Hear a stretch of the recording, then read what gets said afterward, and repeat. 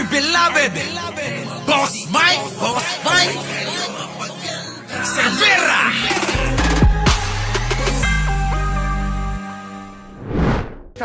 Nako, ha?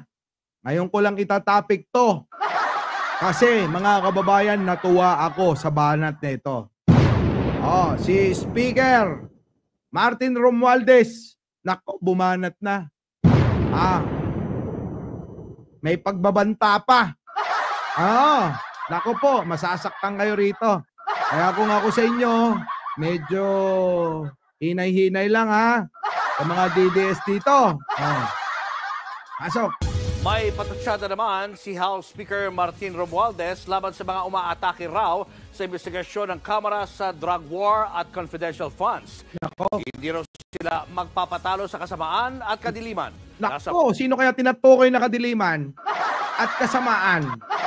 Parang si Roque yun binanggit niya yun Kasamaan, kadiliman, binanggit ni Roque yan. Pasok. Frontline na balitang yan, si Marian Enriquez. Sa muling pagbabalik sesyon ng Kamara ngayong araw, binira ni House Speaker Martin Romualdez ang mga umaatake raw sa investigasyon ng Kamara sa extrajudicial killings noong drug... Totoo yan mga kababayan, bakit nyo inaatake? Kasi alam nyo, hindi tulad ni Pangulong Bongbong, bukas na malaman ng mga Pilipino at ng mga tao kung ano totoo. Diba, issue nyo, flood control, ayan, binuksan ni Pangulo. Imbestigahan nyo! Pero yung mga DDS at tulad ni Sara na mahina ulo, pinipigilan Ano kinakatakot ninyo sa investigasyon para malaman ang totoo? Kung wala kayong kasalanan at wala kayong tinatago, abay hayaan ninyo. Diba? Ganon ang dapat na prinsipyo. Hindi yung kailangan pigilan natin yan dahil mabobokya kayo, no?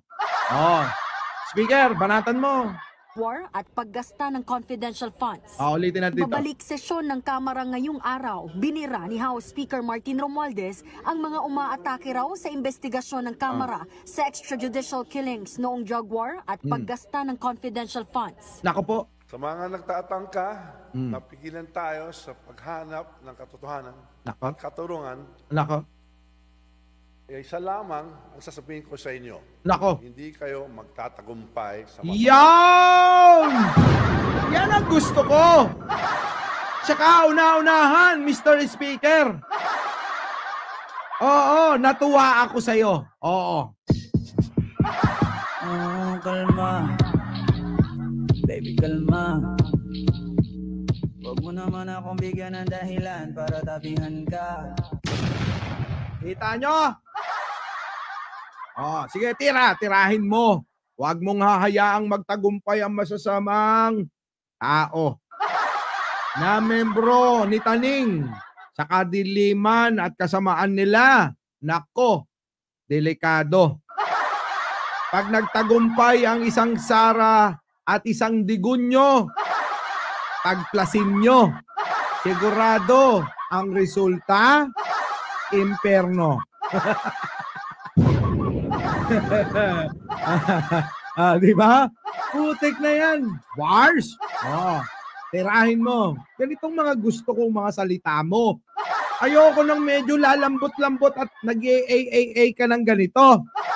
Gusto ko yung ganyan real talk kung real talk. Dapat ganon. Ang hangarin ninyo. Ulitin mo. Ng katotohanan at katurungan, isa lamang ang sasabihin ko sa inyo. Hindi kayo magtatagumpay sa mga... Yon! Hindi magtatagumpay daw, Naku, masasaktan na naman kayo. Kainom ka. Masasaktan kayo nito. Aloy. Ang hangarin ninyo. Ano man ang hangarin nyo? Walang direktang pinangalanan si Romualdez, pero bago pa nag-break ang sesyon, abala ng mga komite ng Kamara sa pag-iimbestiga sa issue ng confidential funds ni VP Sara Duterte at drug war ng ama niyang si dating Pangulong Rodrigo Duterte.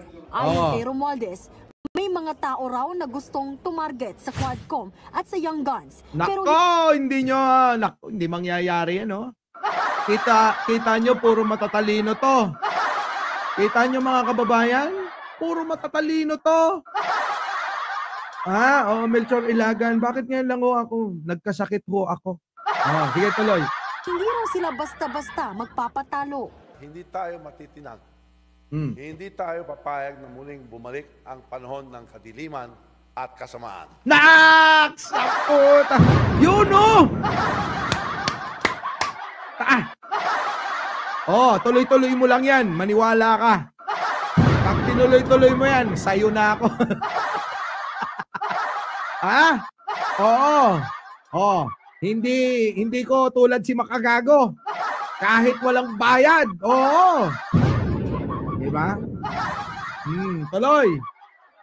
Grabe, no? Mga banat na ito ngayon, ha? Matindi. Sa pagbabalik ng sesyon, prioridad ng Kamara ang pagratipika sa 2025 proposed budget na nasa Senado pa ngayon. Target nila itong ipasa bago ang Christmas break sa December 20. Teka muna. Unahin niyo muna yung ICC, oy. Sabik na kaming malaman kung ano magiging resulta nun, oy. Oo, tirahin niyo yun. Sa budget, may mga bagong panukala rin na isinumite. Kaya na naman kasi, puro kayo budget eh. Pwede bang magtrabaho nang wala mo nang sahod? Diba, no? Pag ako naging speaker, tandaan ninyo. Allowance lang ibibigay ko. Oo. Para sa mga congressman sa kongreso. Walang pork barrel. Walang sweldo. Bakit? Diba yan yung pinangako nyo? Ano pinangako nyo? Magsisilbi kayo sa tao. Sabi pa nung karamihan dyan, gagastusin ko ang sariling pera ko. Bakit ngayon? Eto na naman. Budget na naman ang pinaghahandaan nyo. Tubig na yung buhay na to, di ba? Saka na yan. Sige, tuloy. Kaya lang, pag walang budget, baka mamaya hindi tumakbo gobyerno. Lalong magreklamo yung mga DDS. Kasi sila yung unang-unang tumatamasa kung ano ang proyekto ng gobyerno ni Pangulo. Gets nyo? Kaya, tandaan nyo, ang unang magrereklamo kapag naapektuhan ang sangay ng gobyerno, lalong-lalo na ang mga proyekto at mga ayuda na para sa mga DDS, sila mismo. Okay, pasok. Ng panukalang batas na Anti-Extrajudicial Killing Act at Anti-Offshore Gaming Operations Act na pangontra naman sa POGO. Di ba? Ang lupit, Alam nyo, sa totoo, ngayon lang ako natuwa dito kay Speaker. Sa mga banat niya nun, wala eh. Walang dating masyadong mabait at mababaw eh. Ang lambot eh, no? Ang lambot. Kaya ngayon mga kababayan, natutuwa ako, promise. Diba? Ganun dapat, laging banat. Oo, banat kung banat. Diba? Hindi lang yung mga vlogger nila yung bumabanat. Dapat kayo mismo na nandiyan. Dapat banatan ninyo. Tulad ni Pangulo, tignan ninyo. Minsan lang magsalita ang Pangulo pero nasasaktan yung mga bobo. Our beloved Boss Mike!